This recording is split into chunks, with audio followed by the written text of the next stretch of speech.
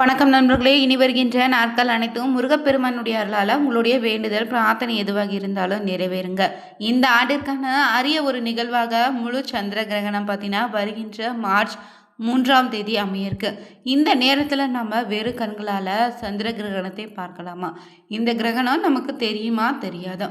மேலும் கிரகண காலத்தில் பொறுத்தவரை பார்த்தீங்கன்னா என்ன மாதிரியான விஷயங்களை செய்யணும் செய்யக்கூடாது, இந்த கிரகணத்தினுடைய தாக்கத்தால் பார்த்தீங்கன்னா ஜோதிட ரீதியாக குறிப்பாக 3 ராசிக்காரர்களுக்கு மிகப்பெரிய பார்த்தீங்கன்னா விஷயம் நடக்க இருக்கு. அது நல்லதா கெட்டதா, இந்த நேரத்தில் இந்த ராசிக்காரர்கள் என்ன விஷயத்தை செய்யணும் செய்யக்கூடாதுன்னு தெரிஞ்சுக்கலாங்க. கிரகணத்துக்கு பிறகு என்ன மாதிரியான ஒரு பரிகாரம் செய்யணும்னு தெரிந்து கொள்ள இந்த ஒரு பதிவை கடைசி வரைக்கும் ஸ்கிப் பண்ணாமல் பாருங்கள். மேலும் நீங்கள் புதியவராக இருந்தீங்கன்னா மறக்காமல் உற்சாக நியூஸ் சேனலை சப்ஸ்கிரைப் பண்ணிகிட்டே கூடவே இருக்க பெல் பட்டனை கிளிக் பண்ணிக்கோங்க. மேலும் பார்த்தீங்கன்னா நீங்கள் உங்கள் வாழ்க்கையில் எப்போவாவது இந்த கிரகணத்தை கண்களால் பார்த்துருக்கீங்களா? அந்த அனுபவத்தை மறக்காமல் கமெண்ட் பண்ணுங்கள். இந்த நேரத்தில் உங்களுடைய தசா புத்தியை பொறுத்தவரை எப்படிப்பட்ட பலன் காத்திருக்குதுன்னு தெரிஞ்சுக்கொள்ள வீடியோவில் டிஸ்கிரிப்ஷனில் பார்த்தீங்கன்னா ஜோதிடருடைய நம்பர் கொடுத்துருக்கோம்.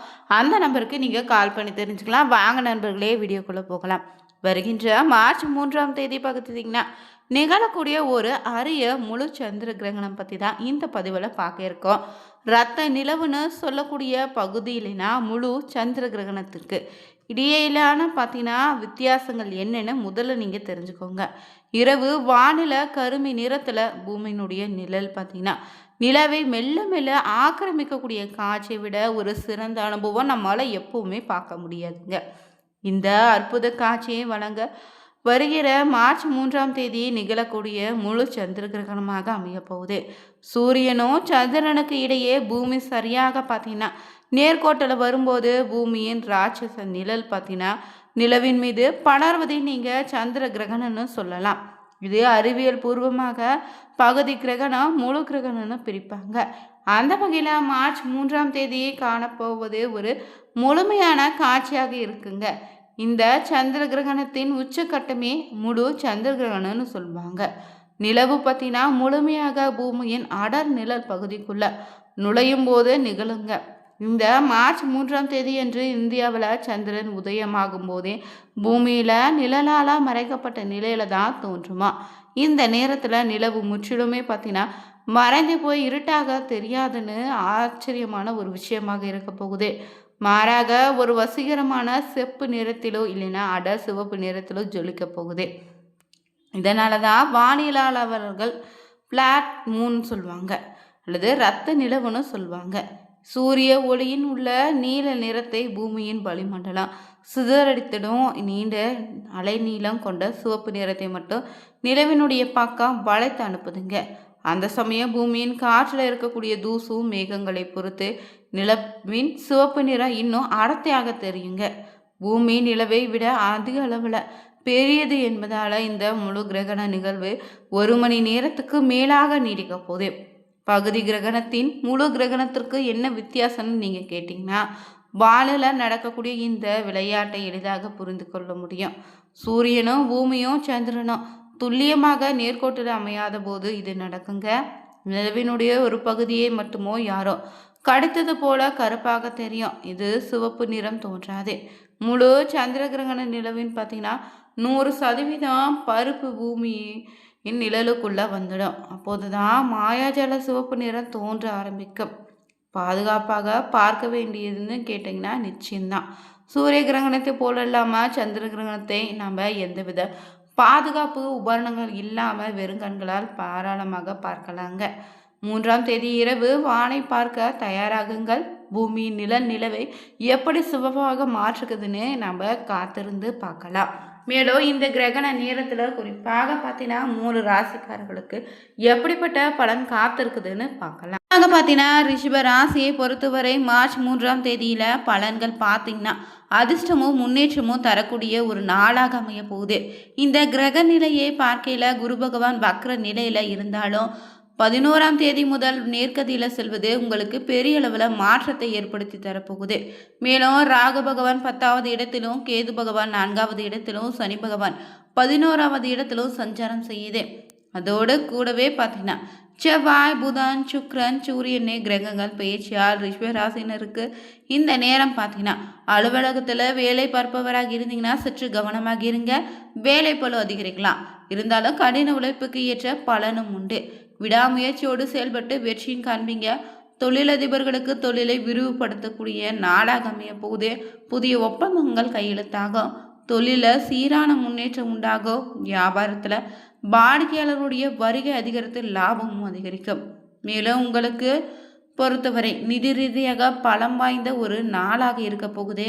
கேட்ட இடத்திலிருந்து பணமும் இந்த நேரத்தில் உங்களுக்கு கிடைக்கும். வங்கி சேமிப்பு உயரும். பங்குச்சந்தையில் முதலீடு செய்தீங்கன்னா உங்களுக்கு இரட்டிப்பு பலனை தரும். கண்ணை மூடிக்கொண்டு பங்குச்சந்தையில் இந்த நேரத்தில் முதலீடு செய்ய லாபம் கிடைக்கும்.